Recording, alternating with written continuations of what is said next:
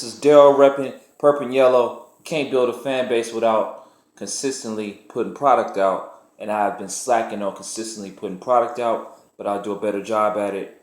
About to talk about these new look baby Lakers, baby Lake show, wrecking shop around the league, beat Golden State, beat Phoenix, 3 games in a row, beat the Atlanta Hawks. Man, they got me excited.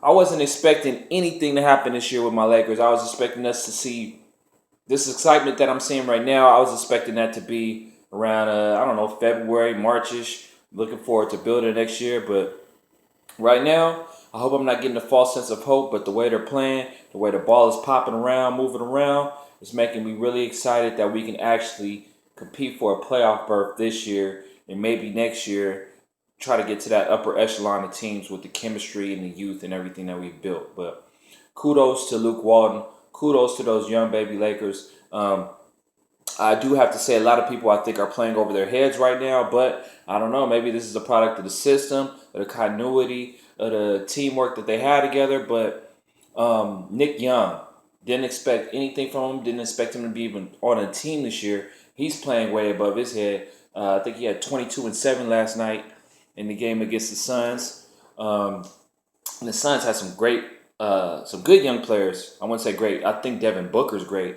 That was my first time really getting to see Devin Booker play. He had about 39. It's crazy. Second year in the league.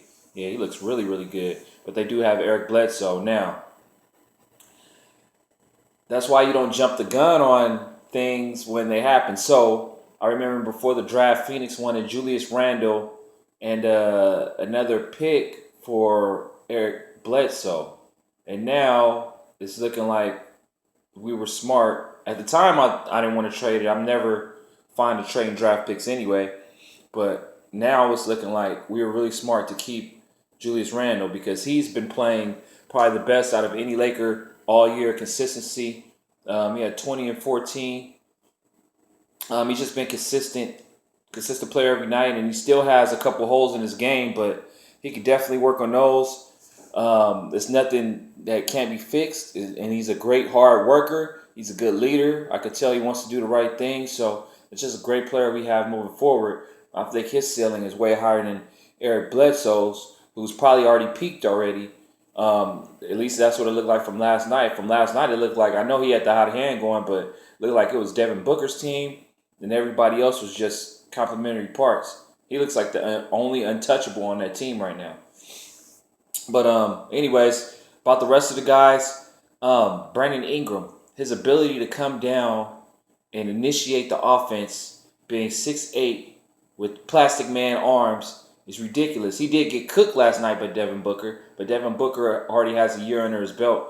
Brandon Ingram is a straight rookie, 1 year out of school, so I look for him to even get better on the defensive end. But that's pretty. I didn't expect that from him, especially this year, to be able to be a 6'8" initiator of an offense as a power forward. As a small forward. But he has the ability to play, 3 positions? 3, maybe 4 positions. That's amazing. So that's some versatility right there. That's another thing I want to speak on in the Lakers, the versatility. I had a few coaches I played for in my days when I used to play a little college basketball, high school, whatever. And they always, a little general underlying theme was they wanted 6'8" guys with the ability to switch everything. And, guys between 6'5" and 6'8", they could switch everything. They could all handle the ball. Defensively, they're long, they're rangy. The Lakers have a lot of those interchangeable guys. The Warriors had him last year, where you have Draymond as your 4. He's about, 6'8".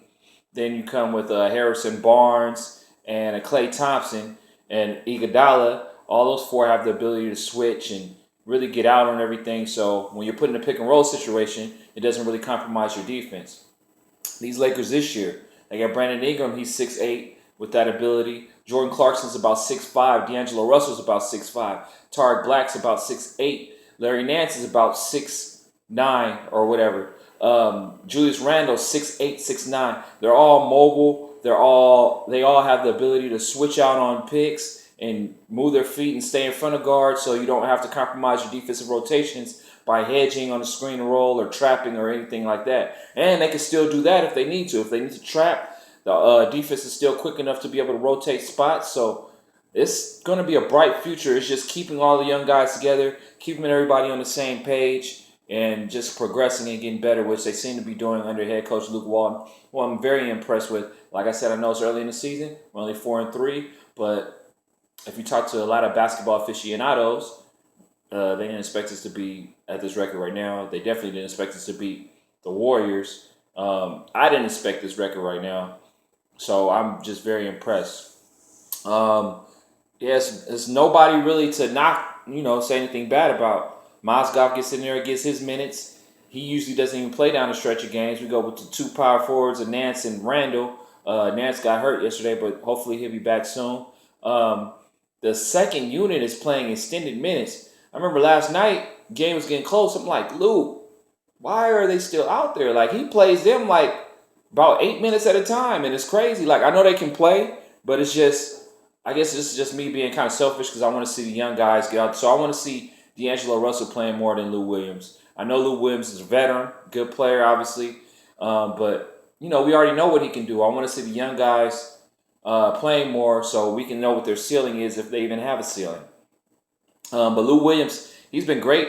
I guess down the stretch of games, he's going to be a closer. I remember last year he played for Byron Scott, and I felt Byron Scott was playing him too much.